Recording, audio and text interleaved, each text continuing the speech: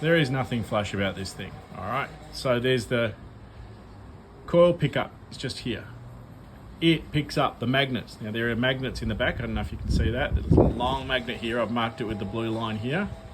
There's a small magnet here, a small magnet here, and a small magnet here. So they are in 90-degree marks. When this spins this way, it sees this big long, the pickup sees this big long magnet. When that magnet drops off, it knows that the next marking that comes up, which is the one after it, is going to be the trigger for 1T, for the top dead center, cylinder 1. So it fires cylinder 1 when it sees this point here. Then it comes around, it counts another magnet, so it knows that this is no longer cylinder 1. Now we're going to flick over to cylinder 2. So it comes around. Now here's our timing mark for cylinder 2, but it doesn't mark until it gets to the timing point here, which is this magnet. So the second magnet, and it says go and fire on cylinder 2. Comes back around, it sees the big long one, and it goes, okay, this is going to be cylinder 1's coming up next.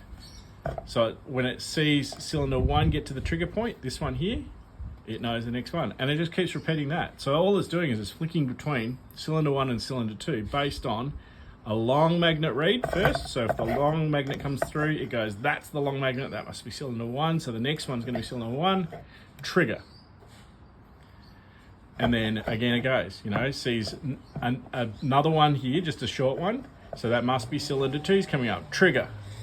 And then bang, around it goes. Nothing flash to it. All it is going to do electronically is say that cylinder 1 and cylinder 2 alternate between them. You get into the 600s, which is exactly the same setup, one pickup coil, but it fires cylinder 1 and 4 together, and then 2 and 3 together. So they're actually two different coils, two different setups on 4 coils, but each of the coils marked for cylinder 1 and 4, 2 and 3.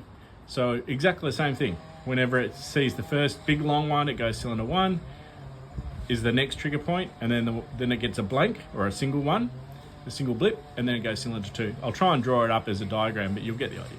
Anyway, so there's nothing flash about this. This is not a difficult thing at all. The CDi is doing nothing tricky, and there is no electronics that are going on with this.